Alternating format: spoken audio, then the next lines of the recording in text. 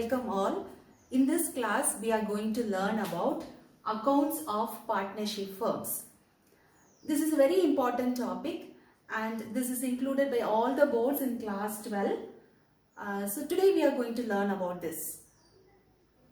Partnership. This term you would have heard in class 11 itself in your commerce when you learn about forms of organization. What is partnership? When sole traders start doing their business and when it flourishes, when they want to make it a bit more bigger, then it is really difficult for one person to manage. So there comes partnership. 2 or 3 persons, they come together, they form a business organization. So the individual persons who form this partnership firm, we call them as partners, and they are collectively called as firm, and the name under which the business is done is called as firm's name. In India, partnership comes under the Indian Partnership Act 1932. So let's see what is partnership under section 4 of the Indian Partnership Act 1932. So section 4 of the Indian Partnership Act, section 4 of the Indian Partnership Act defines partnership. The relation between persons who have agreed to share profits of a business carried on by all or any of them acting for all. So let's see in detail what does it really mean. So from this definition we can come to the features of partnership.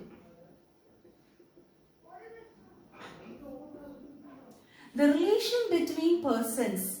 So when it talks about persons, so for a partnership we need 2 or more.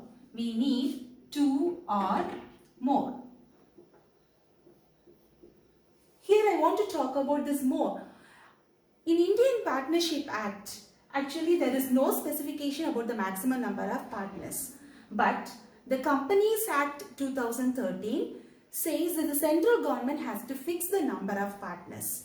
And so in 2014, according to Rule 10, it was fixed by the central government as 50. Maximum number was 50. So in a partnership firm, you can see there should be at least 2 persons and a maximum of 50 persons.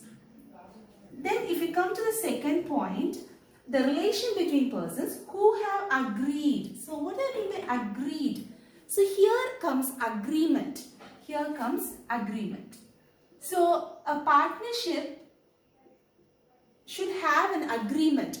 All the persons who are coming into the partnership should agree about the same thing. So that we talk about agreement. Then what they have to agree? They have to agree upon all the conditions, and especially about share of profits. So share of profits is our third point. So when you talk about share of profits, yes, it includes losses also. It includes losses also. So the partners have to share the profit as well as the loss of the business. And then we talk, the fourth point is business. Fourth one is business. So what do you mean by business? So a partnership, say for example, 2 persons, they are agreeing to buy a land. So can we say it as partnership? No. Then what is partnership? Partnership is agreeing upon a thing that is a business where they will be sharing profit or loss. So business is a very important term for partnership. If there is no business, then it is not a partnership. Then comes the last, carried on by all or any of them acting by all. So in a partnership, either one person can act as the principal and the others can be together, and this person can act as an agent for the other. So to make very clear, I'll say it as the fifth is mutual agency. Mutual agency. A partnership is a mutual agency where act of one person will have an effect on the other. So with this, can make it very clear the features of partnership. Next is partnership deed. What is partnership deed? Partnership deed is a document, is a written document which shows or which has all the things agreed by the partners. So according to the Indian Partnership Act, it is not a compulsory thing to do, but it is always safe to have a written document, so that will help us to move smoothly in our business. So partnership deed is a document in writing and it is not compulsory. So let's see what are the contents that it includes. So normally in a partnership deed, we have the name, nature and place of the business and date of commencement, when the partnership is commencing, name and address of all the partners, capital contributed by each partner. Each partner will be contributing some amount, maybe as cash or as asset. So that will be mentioned in the deed. Profit sharing ratio among the partners. Rate of interest. When we talk about rate of interest, it will have the rate of interest of the capital. It will also talk about the drawings and loan. It will also have the procedure for admission of a new partner, and also when a partner retires, what should be done. So, and when you talk partnership deed, it will have all the aspects. It will cover all the aspects: valuation of goodwill, valuation of assets and liabilities. So every part of the business will be mentioned over there. So here, before going to the next, I just want to make an emphasis that partnership, when you talk about partnership, it is not compulsory under the Indian Partnership Act to register it.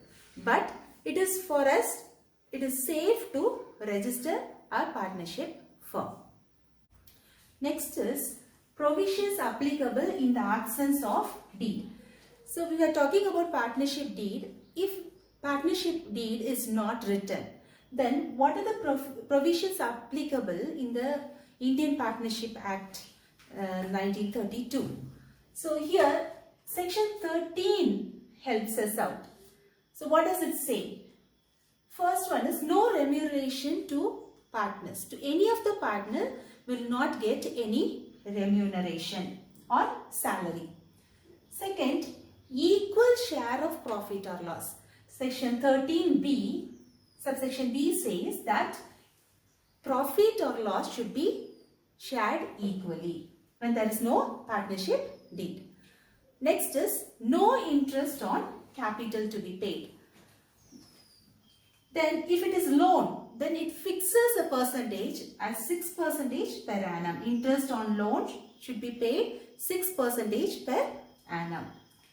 Last is no interest on drawings. So the drawings, for the drawings we cannot charge any interest. These are the provisions we have when there is no partnership deed.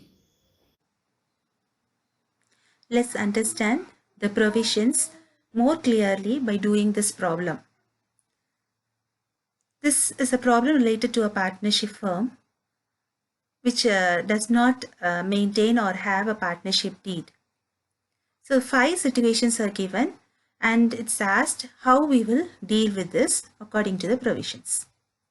First one, A has contributed maximum capital. He demands interest on capital at 12% per annum. Second, B has withdrawn ₹1,000 per month. Other partners ask B to pay interest on drawings at 10% per annum to the firm, but B does not agree to it. Third, loan advanced by C to the firm is 10,000. He demands interest on loan at 9% per annum. A and B do not agree with this.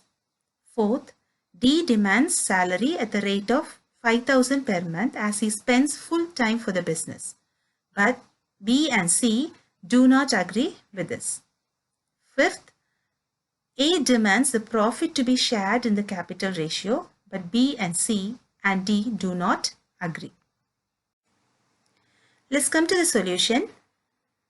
We clearly know that there is no partnership deed. So the provisions of the Indian Partnership Act 1932 Section 13 will apply here. So according to the first situation, no interest on capital is payable to any partner. Therefore, A is not entitled to interest on capital. Coming to the second, it is told B has withdrawn rupees 1000 per month and they wanted to get interest from him.